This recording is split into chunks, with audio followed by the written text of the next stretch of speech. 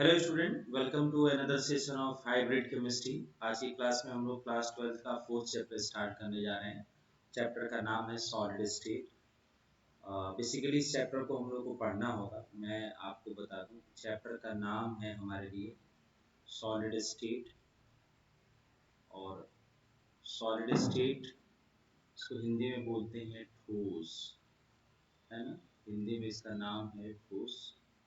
जो वीडियो मैं बना रहा हूँ बाईलैंग्वेज बना रहा हूँ, इसीलिए अगर कोई हिंदी मीडियम का भी स्टूडेंट होता है, सपोज अगर कोई यूपी बोर्ड का बच्चा हो और उसको ठोस या सॉलिड पढ़ना हो, इसी तरह की कोई लैंग्वेज की प्रॉब्लम ना हो, इसीलिए मैं जो भी वर्ड्स हैं उनको हिंदी में भी रिप्रेजेंट करूँगा। जैसा कि आप देख रहे हैं, चैप्टर का नाम है सॉलिड स्टेट। तो बेसिकली सॉलिड स्टेट क्या होता है, इसको सबसे पहले हम लोग को समझना होगा। ऐसा मानना है कि एक ही सब्सटेंस ऑल थ्री स्टेट्स में एग्जिस्ट कर सकता है, या हम इसे कह सकते हैं same substance can exist in all states. ये एक इम्पॉर्टेंट बात है कि एक ही सब्सटेंस ऑल थ्री स्टेट में एग्जिस्ट कर सकता है, that is solid, liquid and gas. ये कैसे पॉसिबल है, समझ में आ रहा है नहीं आ रहा है? मतलब एक सेम सब्सटेंस की मैं बात करूं, हम लोग बात करते हैं जैसे वाटर की, तो वाटर एक सॉलिड भी है, एक लिक्विड भी है, और एक तरह से गैस भी है। सॉलिड फॉर्म में होता है एट 0 डिग्री सेंटीग्रेड, लिक्विड होता है लगभग 25 डिग्री सेंटीग्रेड, या इसी को हम रूम टेम्परेचर भी कहते हैं। इसके अलावा गैस फॉर्म में या वेपर्स के फॉर्म में या स्टीम के फॉर्म में वाटर 100 डिग्री पे एग्जिस्ट करता है। तो ऐसे कौन से फैक्टर हैं जो इनको बाउंड करने का काम करते हैं, या इनको अलग अलग स्टेट्स में रिप्रेजेंट करने का काम करते हैं? उनको बोला जाता है कुछ natural opposing tendency by some natural natural opposing tendency tendency. कौन कौन से हैं वो अपोजिंग टेंडेंसी? एक है tendency of mutual attraction, tendency of mutual attraction, मतलब एक दूसरे को परस्पर दो एटम खींचना चाहते हैं। दूसरा, tendency to escape from each other, tendency to escape from each other. दूसरी एक विशेषता ये भी है कि अगर कोई सब्सटेंस है, उसके एटम्स ऐसे कहीं पे मेंशन है, तो हम लोग दो बातें कह सकते हैं। या तो दो एटम एक दूसरे को अट्रैक्ट करें, या फिर एक दूसरे को रिपेल करें। तो दोनों बातें हो सकती हैं। जब अट्रैक्ट करेंगे तो म्यूचुअल अट्रैक्शन का कॉन्सेप्ट होगा, और जब एक दूसरे को रिपेल करेंगे तो स्कैपिंग टेंडेंसी। म्यूचुअल अट्रैक्शन को एमए कहते हैं, और स्कैपिंग टेंडेंसी को ईटी कहते हैं। तो ऐसा मानना है कि पहला कंडीशन तब बनेगा जब परस्पर लगने वाले फोर्स या म्यूचुअल अट्रैक्शन बहुत ज़्यादा बढ़ जाए स्कैपिंग टेंडेंसी से या रिपल्सिव फोर्सेस से। तो किसी भी सब्सटेंस का ये जो फॉर्म होगा, जो रूप होगा, उसको हम सॉलिड कहेंगे या ठोस कहेंगे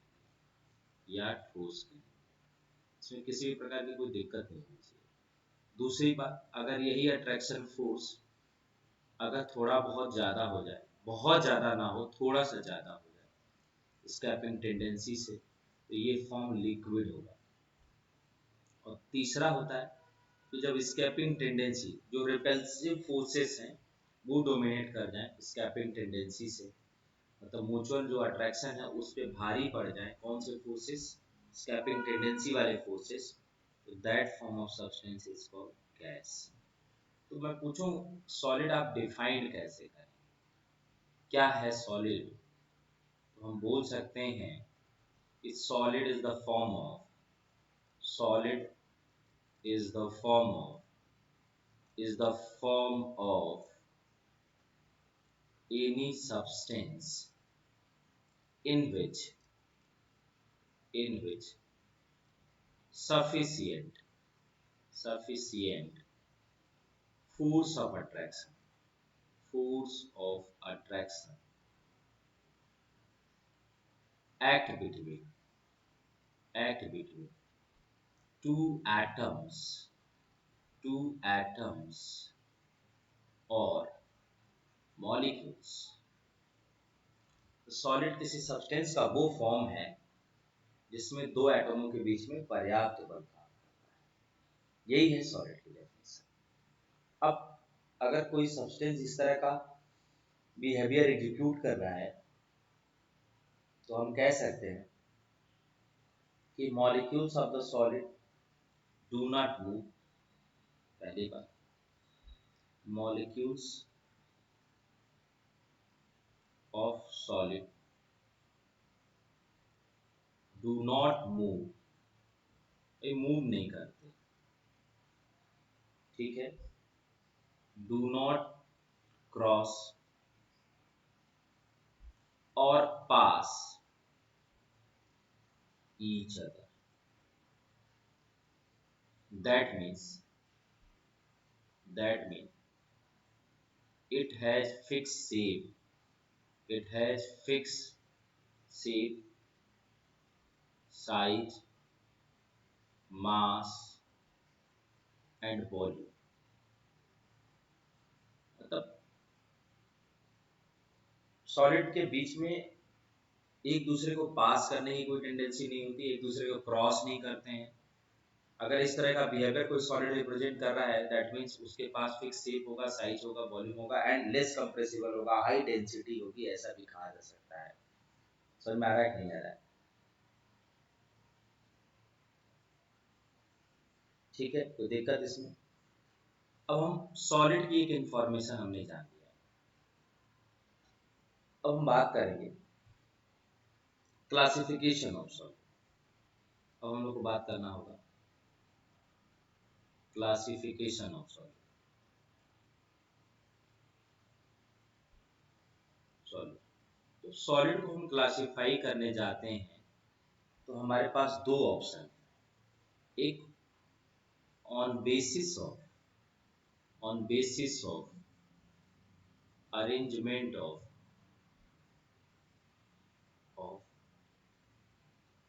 constituent particles of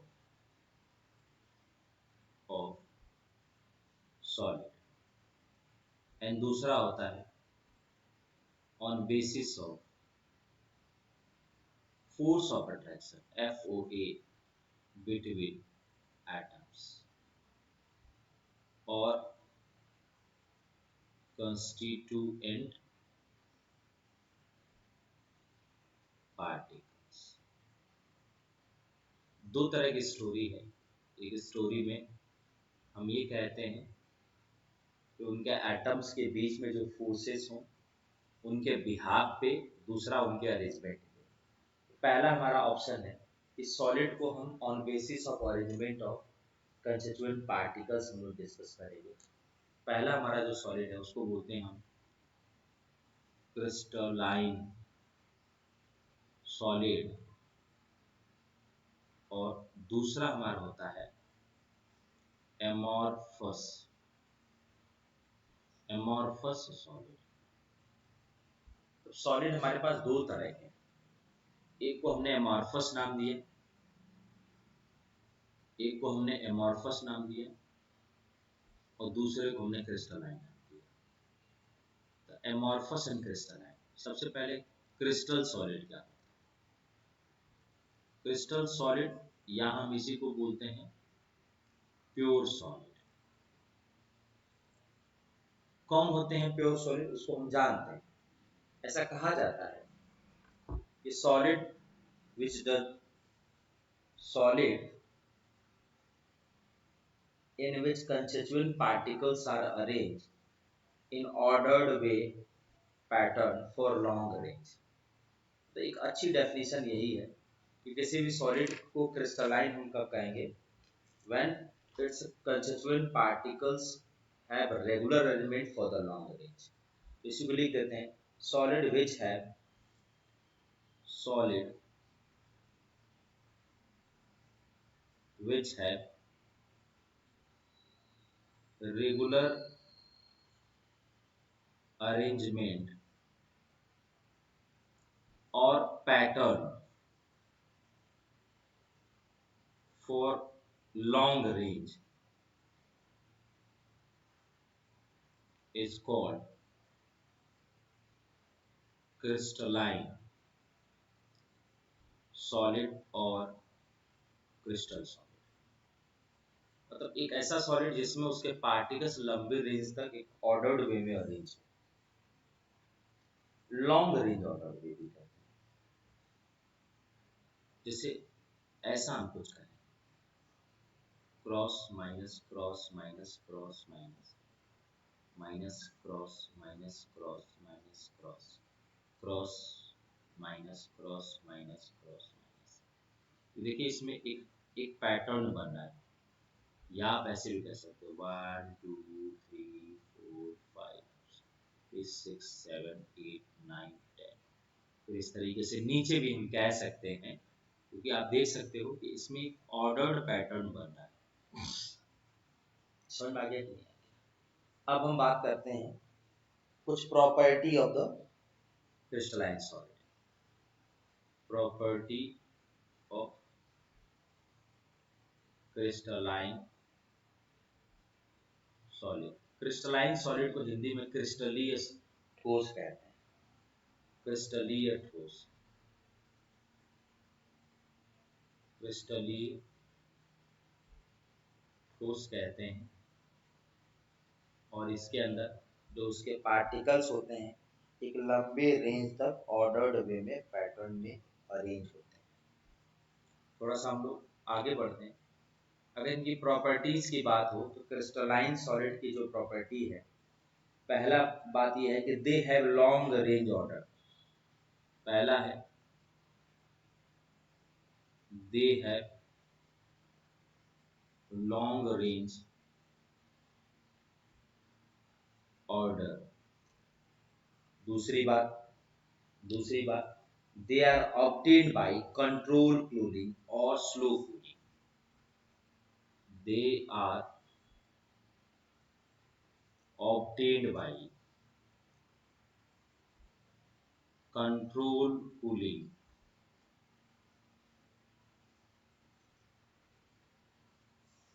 और स्लो कूलिंग।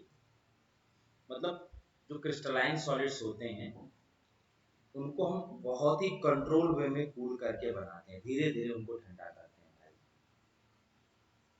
कंट्रोल कूलिंग और स्लो कूलिंग ऑफ लिक्विड, आप ऐसा कह सकते। नेक्स्ट की अगर मैं बात करूं तो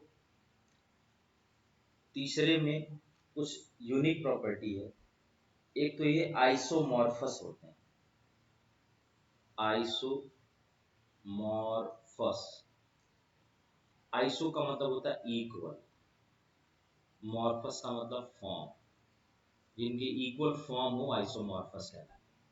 इसके दो फेमस एग्जांपल हैं। एक व्हाइट विट्रियोल है, व्हाइट विट्रियोल जिसको बोलते हैं जिंक सल्फेट Zn SO4.7H2O। और दूसरा होता है ग्रीन विट्रियोल, ग्रीन विट्रियोल जो कि FeSO4.7H2O होता है। देखो ये दो अलग अलग कंपाउंड हैं बट इनके फॉर्म एक जैसे दिख रहे हैं, इसीलिए इनको आइसोमॉर्फस कहते हैं। आइसो का मतलब होता है इक्वल, समान, बराबर। फॉर्म का मतलब उसके रूप। अलग अलग कंपाउंड हम कह सकते हैं, डिफरेंट कंपाउंड हैं, बट उनके फॉर्म क्या है, सेम। डिफरेंट कंपाउंड जब फॉर्म सेम फॉर्म के होते हैं उन्हीं को हम आइसोमॉर्फस कहते हैं। क्या कहते हैं, आइसोमॉर्फस कहते हैं। इसको आप दिमाग में बैठा के रखिएगा। इसके बाद इनकी एक प्रॉपर्टी और होती है जिसमें हम बोलते हैं पॉलीमॉर्फस। क्या बोलते हैं, पॉलीमॉर्फस। पॉलीमॉर्फस से क्या मतलब है, पॉली का मतलब मोर देन वन, बहुत सारे, बहुत। मॉर्फस का मतलब फॉर्म, जिसके बहुत सारे फॉर्म हो उसको पॉलीमॉर्फस कहते हैं। तो कुछ सेम कंपाउंड हो, जैसे जिंक सल्फाइड, ये दो तरह के स्ट्रक्चर बनाता है, एक सीसीपी बनाता है और एक बनाता है एचसीपी। तो सीसीपी जब बनाता है तो इसको बोलते हैं जिंक ब्लेंड। क्या बोलते हैं इसको, जिंक ब्लेंड। और जब ये एचसीपी बनाता है तो इसको बोलते हैं हम ऊर्जाइड।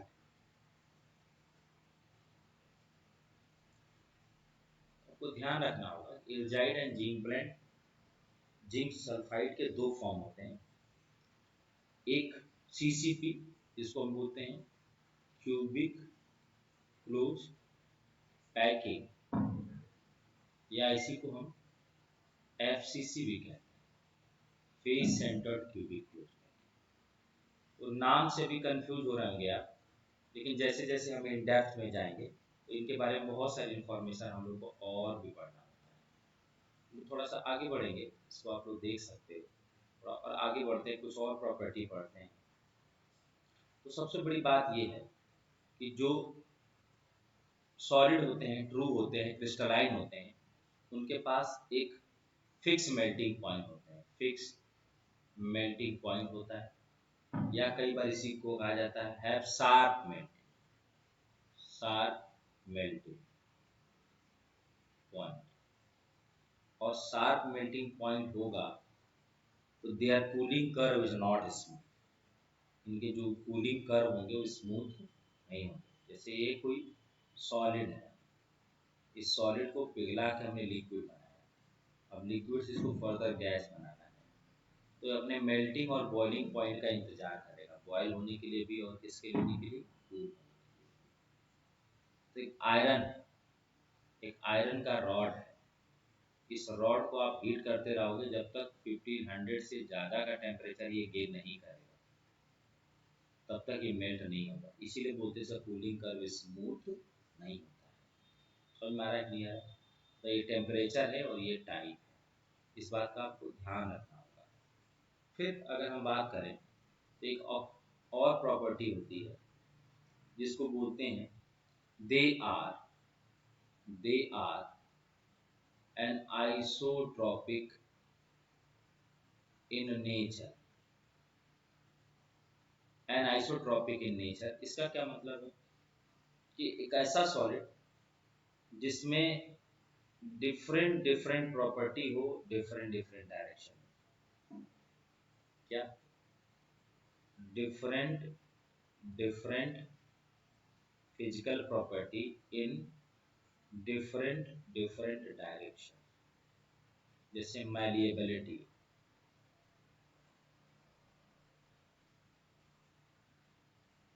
मैलिएबिलिटी हो सकता है, डक्टाइलिटी होता है, या रिफ्रैक्टिव इंडेक्स कह सकते हैं। तो बहुत सारी प्रॉपर्टी है जो क्रिस्टल सॉलिड के केस में अलग अलग डायरेक्शन में अलग अलग हमको प्राप्त होती है।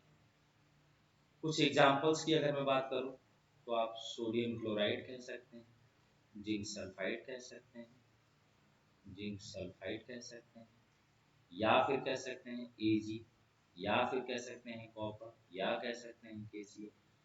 ये सभी क्या है, क्रिस्टलाइन सॉलिड। क्रिस्टलाइन सॉलिड की ये रही कहानी। मैं एक बार इसका एक रिकेप दे देता हूँ। आप देख सकते हो कि we have started this chapter from solid state. हमने कहा कि a same substance can exist in all three states, that is solid, liquid and gas. The states of any substance depends upon two mutual opposing tendency, tendency of natural mutual attraction and tendency to escape each other. जब mutual attraction बहुत ज़्यादा dominate करता है scaping tendency पे तो वो solid बनाता है। जब म्यूचुअल अट्रैक्शन कहीं पे थोड़ा बहुत बढ़ता है तो वो स्कैपिंग टेंडेंसी से तो वो लिक्विड कहलाता है। लेकिन अगर कहीं पे स्कैपिंग टेंडेंसी बहुत ज़्यादा हो जाए किसी म्यूचुअल अट्रैक्शन पे तो वो सब्सटेंस का फॉर्म गैस होता है।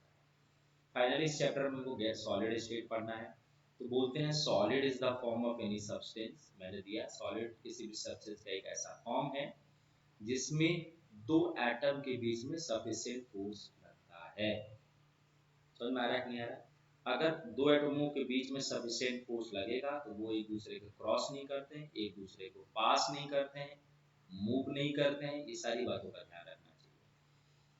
अगर ऐसा होगा तो it has fix shape, size, mass and volume, मतलब सॉलिड की एक प्रॉपर्टी है। फर्दर हम बात करेंगे क्लासिफिकेशन ऑफ सॉलिड की। तो क्लासिफिकेशन ऑफ सॉलिड में हम दो बातों का ध्यान रखते हैं। एक तो उनके अरेंजमेंट के बिहाफ पे, मतलब जो भी पार्टिकल से सॉलिड बन रहा है उन पार्टिकलों का अरेंजमेंट देखा जाता है, रेगुलर है कि इरेगुलर है। दूसरा on basis of force of attraction between the atoms of the constituent particle. समझ में आ रहा है कि नहीं आ रहा?